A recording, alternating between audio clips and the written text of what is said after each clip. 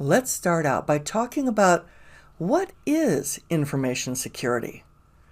Well, it's anything you're going to do to protect your systems or your data. You want to protect it from unauthorized access or use, disclosure, disruption, modification, or even destruction. And it's based on a principle called the CIA triad. That stands for confidentiality, integrity, and availability. Now, what does this mean? Confidentiality means only authorized parties, users or processes or other systems, can access the data or system. Integrity means that if you do access it, you don't have unauthorized modifications or deletions. And quite honestly, you cannot have integrity without confidentiality. Availability means, hey, you haven't locked this thing down so far that we can't use it. You know, the problem, of course, with security is that it's always in a tug of war. You've got security versus functionality, security versus ease of use, security versus learning curve. You got to have a balance. You've got to have a balance between security, functionality, and usability. These attributes are interlocked, and security is always going to be trying to take away from everything else. The more you increase security, the less you can do the other things. You're going to have to find the acceptable balance between the three of these. When you apply security, don't just put security on one thing or in one area. Always do it in layers. We call that defense in depth. If you have multiple layers of security, including around the perimeter, on the network, at the particular servers or endpoints, on the application, on users, on the data itself, anytime you might have a little hole or gap in one of these layers, the other layers will help cover it. And what will happen is if you have strong security on multiple layers, it shrinks the overall risk. It shrinks the exposure. Now, there are three types of active defense. You need to know these. One is annoyance. We're just going to annoy the attacker. We'll waste their time. We'll make them spend time on a honeypot or lead them down a false trail. Make it easy for them to be spotted, easy for us to detect them. Another one is attribution. We're going to identify who you are. We're going to trace you back to your source or your location or even you, the individual. And then the last one, this one you have to be really careful about. This is attack. You're going to hack back. Now, it's controversial, it's risky, and it could be illegal. So some attacker attacks you, you attack them back, you delete their data, you take revenge. You really need to be careful because you'll make them angry and they'll hit you even harder. So you'd really better know what you're doing. And it's a good strategy just to not do the last one. Don't do the hack back part. Don't do the attack part. Here is some essential terminology that you are going to need to know. Hack value. What is the perceived value or worth of the target to the attacker? Not to you, to the attacker. Why do they want to go after it? Vulnerability. This is any weakness or flaw in your system. You'll have lots of vulnerabilities for which there is no exploit. Threat. This is anything or anybody that could potentially violate the security of your system, your organization, your data. Exploit. This is an actual way, an actual mechanism to take advantage of a vulnerability. Payload. A payload is the malicious, damaging part of an exploit. You'll have an exploit, and an exploit is really kind of like kicking in the door, but the payload is throwing in the grenade. The payload is the part that does the real damage.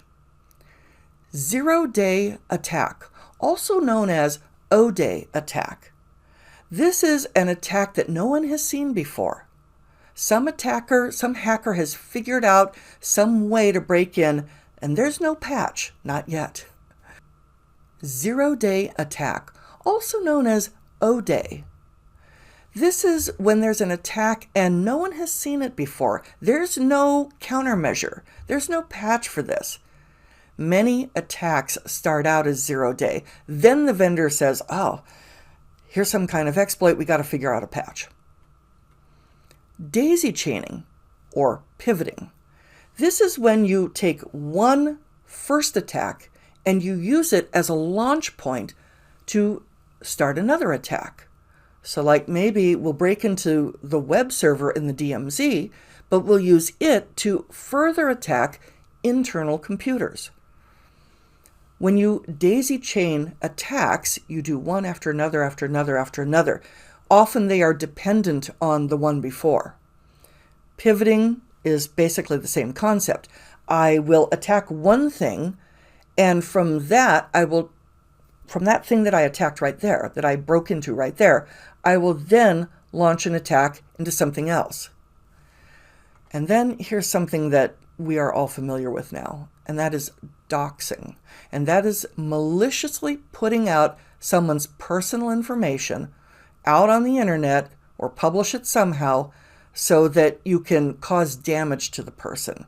You can harm them. We also have non-repudiation. Non-repudiation means you cannot deny that you did that. We have to be able to prove they did it, though. So you either logged in, or we've got your fingerprint, or you digitally signed something. You can't say it wasn't me. Control. Now, this is a broad term. It means anything that is going to reduce risk that you put in place, that you deliberately put in place. It could be policy, process, procedure, technology, the way you do things. It doesn't have to be technical in nature. Mitigation. This is any action we will take or anything we'll set in place to reduce the consequences, to minimize the damage in case something actually happens. We need to mitigate this. Somebody broke in. We need to mitigate this. And hopefully we'll have mitigation in place even before they break in. Accountability. We're going to hold people responsible for their actions. And this is where non-repudiation comes in. Hey, you digitally signed that document. You sent it. You can't say it wasn't you. We're going to hold you liable. Authenticity. This is proving that something is legitimate or real. We have proven that. This is the original. Enterprise Information Security Architecture, EISA.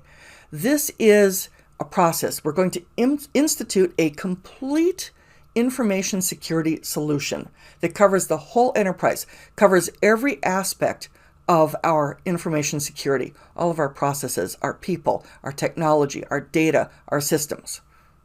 This is what EISA is all about. There are 3 types of security controls: physical, administrative, and technical. Now, let's see the difference.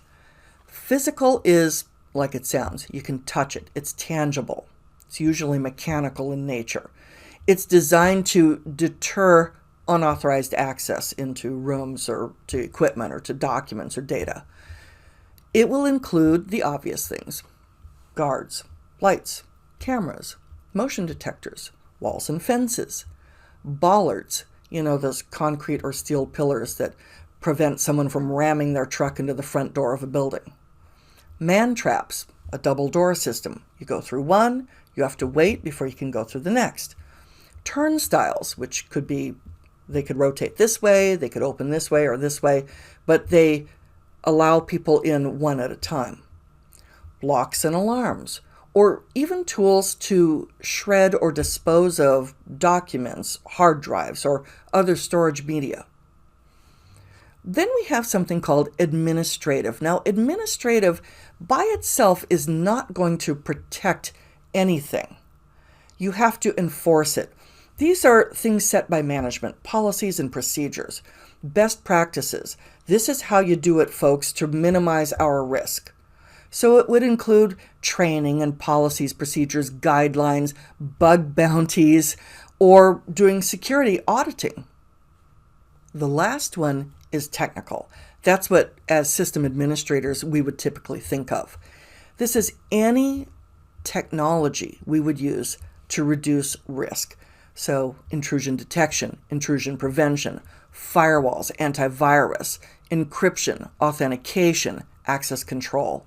These are technical security controls. There's one more way of looking at security controls.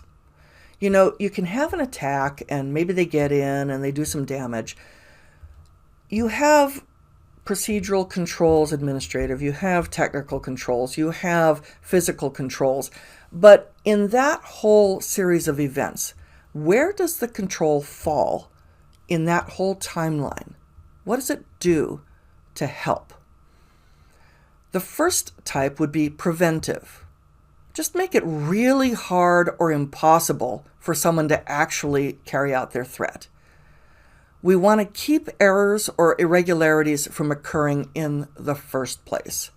Most security controls strive to be preventive. So these would be fences and gates and locks, authentication, encryption, access control, segregation of duties, employee screening and training. Try to try to prevent it from the beginning.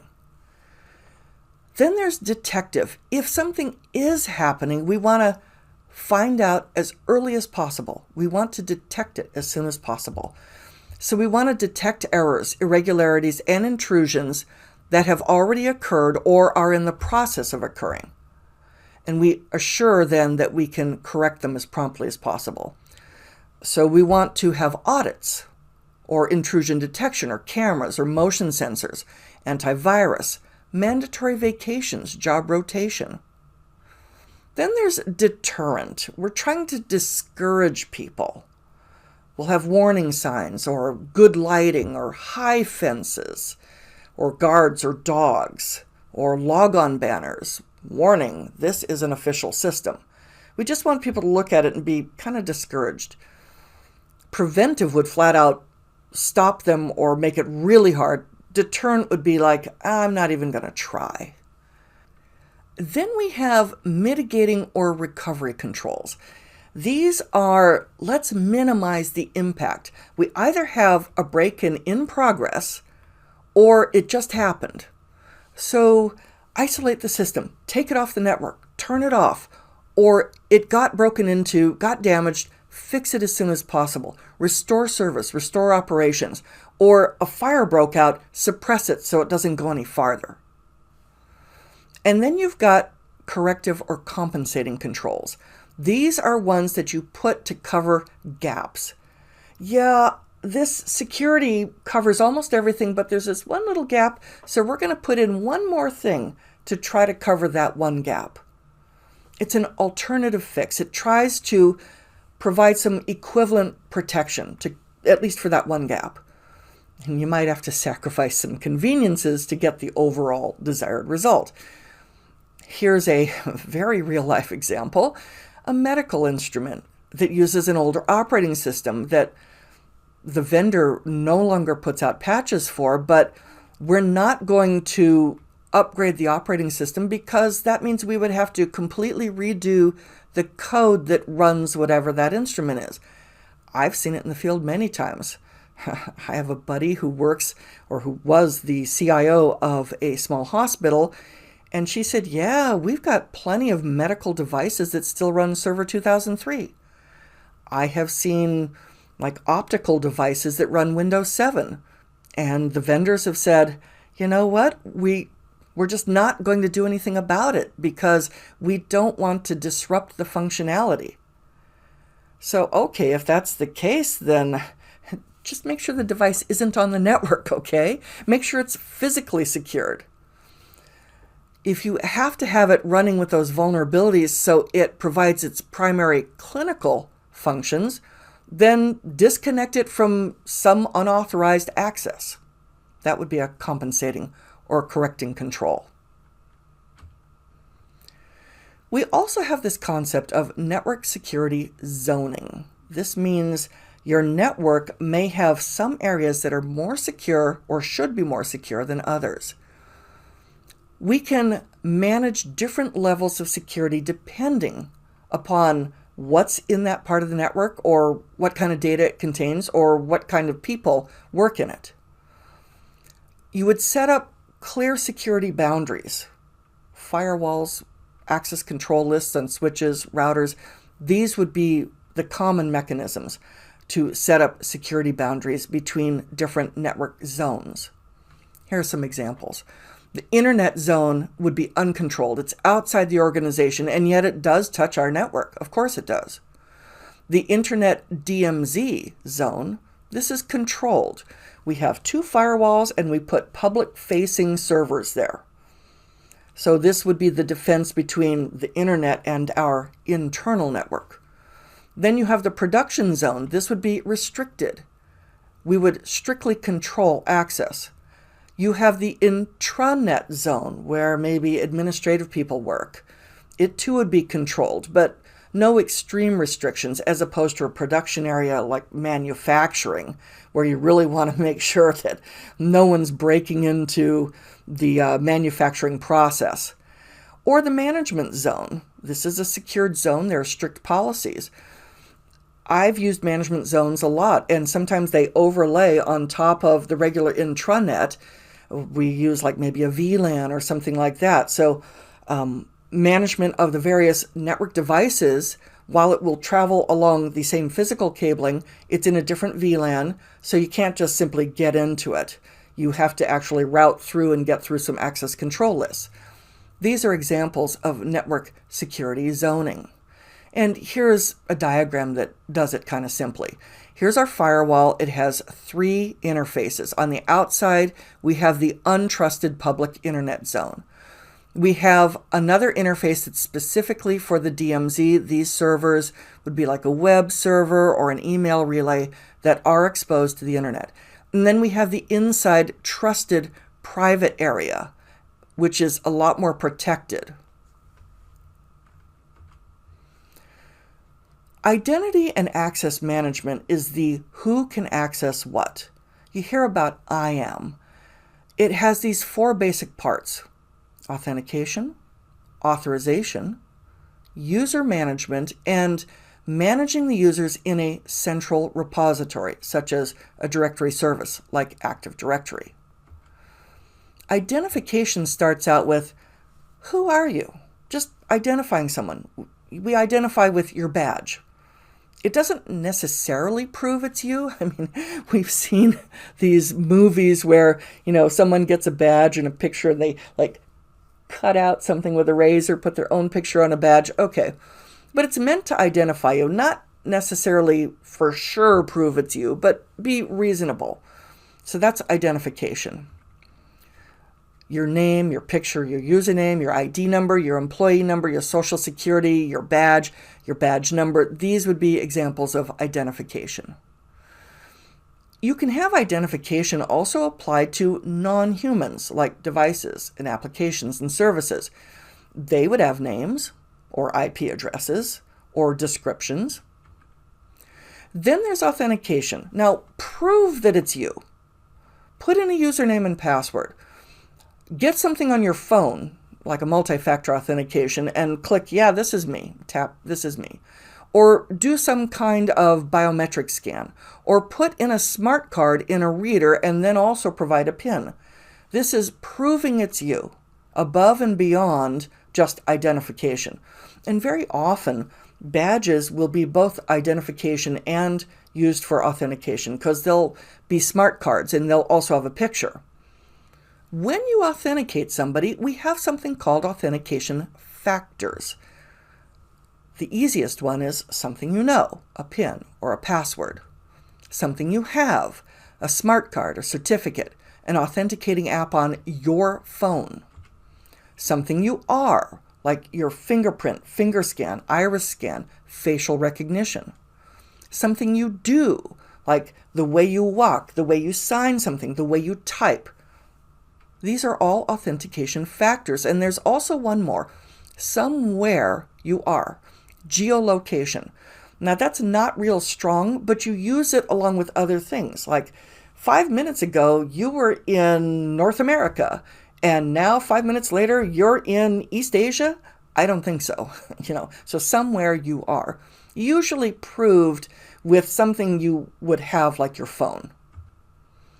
Multi-factor authentication will use 2 or more factors, but not from the same category. So I would have a smart card and a PIN. Once we've authenticated someone, we have the concept of authorization.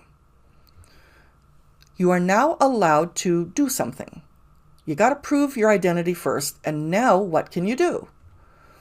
It is applied after someone successfully authenticates.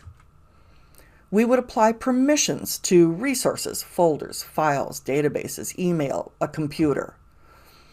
We would assign rights and privileges. We would assign those at a system level. Strategies for secure authorization, first of all, give people least privilege, meaning give them the minimal level of access or permissions, just enough to do their job. Don't make everyone a domain admin, okay? Separation of duties. One person can write checks, another person can approve purchases. Don't have somebody who approves the purchase also be the person who writes the check. We want to prevent conflict of interest. We want to reduce the risk of unauthorized access and fraud. We want to identify and mitigate control failures like security breaches and information theft and circumvention of security controls. Accounting is the ability to trace an action to an entity, and we usually use a log to do that. Prove who or what performed an action on what when. So we'll log whatever they do so that we can check it. We can audit later. We can make sure that they're in compliance with whatever regulation or company policy, and we'll also have it for later reference. Now we have different kinds of access control. There's mandatory and discretionary, and there are a few others. In mandatory access control, we use this in government and in the military. You have people called subjects. You have things, resources, called objects. Every object is given a sensitivity label, like it's unclassified or confidential, or sensitive but unclassified, secret, top secret. And then the subjects, which are usually people, but they could also be processes and systems, they're given a clearance level. The subject will undergo extensive investigation, if they're a person or an entity, to determine what clearance we're going to grant them. Are we going to give them public trust, secret, or top secret? You can't just go and change any of these things arbitrarily. If I have a secret level clearance, I can access things at secret level or below. I can't go up to top secret. If I only have a public trust, then I can access sensitive but unclassified, but I can't go up to secret. And I can't just bribe someone and say, hey, change this, because the process is so lengthy and so thorough and so involved. No one can just arbitrarily change something. They don't even have the administrative control to do it. So subjects can access objects at or below their clearance level. Top secret can also be what we call compartmentalized, and it would be based on a need to know. Yeah, you have top secret, but that doesn't mean you can go read the presidential daily briefings, okay? So it depends upon just how sensitive the information is. Here would be an example of mandatory access control. I have all these sensitivity labels on resources, devices, removable hard drive systems, and then I have different people with different clearance levels. So here's someone with public trust, and they go through an extensive background check, but they can access sensitive but unclassified or anything below. Here's someone with a secret clearance, so they can access secret or below. Here's someone with a top secret clearance, so they can access TS or below. And of course, then you have the general public, and they can access just the unclassified stuff that we would just publish on a website for anyone to take a look at. Now we have something called discretionary access control, or DAC. This is where a system owner or a resource owner can pick and choose who has what level. So here I have some kind of resource or system owner. I've got somebody who owns something right here. And they say which users or groups can access the thing that they own, the data. Usually it's the data, but could be a system too. Most operating systems are DAC. The owner of the data or the system defines access at their discretion. It's flexible, but it's weak because, hey, I'll give you a chocolate bar if you let me get into this thing. Or, hey, can you let me have access to this thing? And they don't think about it. Oh, sure, yeah.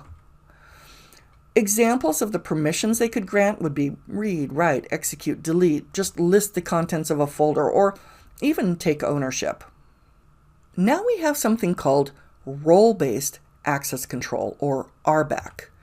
This is where we don't grant permissions based on an individual, but based on what they do.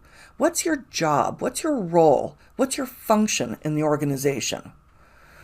So we will grant permissions to the role, not to individual users, because users can come and go out of the role. So we can add users to and from the role, but the permissions stay constant. In Windows and in many operating systems, groups are used to represent the role. Here's an example of RBAC. I have these various users. These users belong to different groups. So like this user belongs to group C. This user belongs to group B.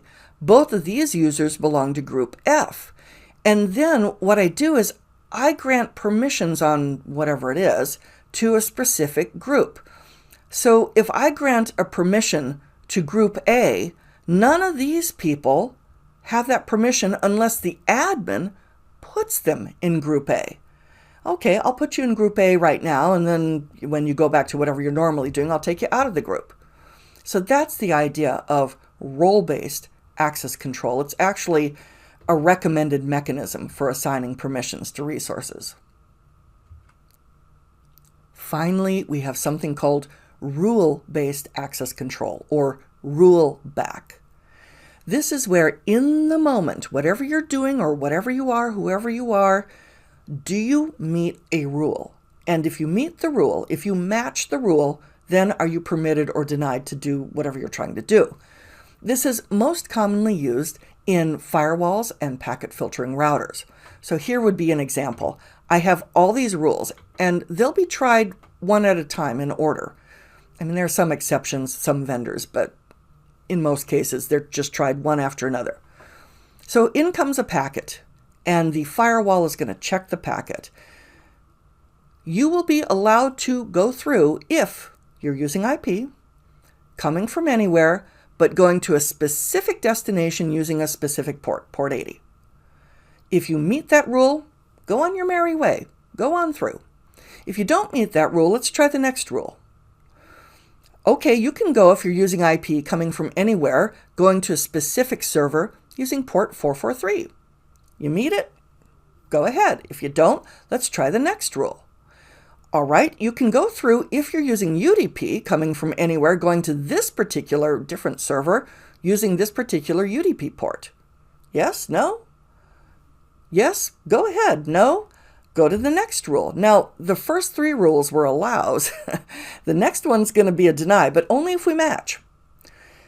So if you're using TCP, going anywhere from any place, trying to use TCP 53, we're going to drop you right there. And at that point, you don't go any farther. But maybe your packet isn't that. So, okay, try the next rule. Well, if you use IP, any source, any destination, port 53, well, maybe you don't even match that. The last rule is, I don't care who you are or where you're going, you're denied. So this is the idea of rule-back access control. It may seem like a lot, but it's actually very fast. It has really good performance. So this is our overview of information security. Now let's go on to the next topic.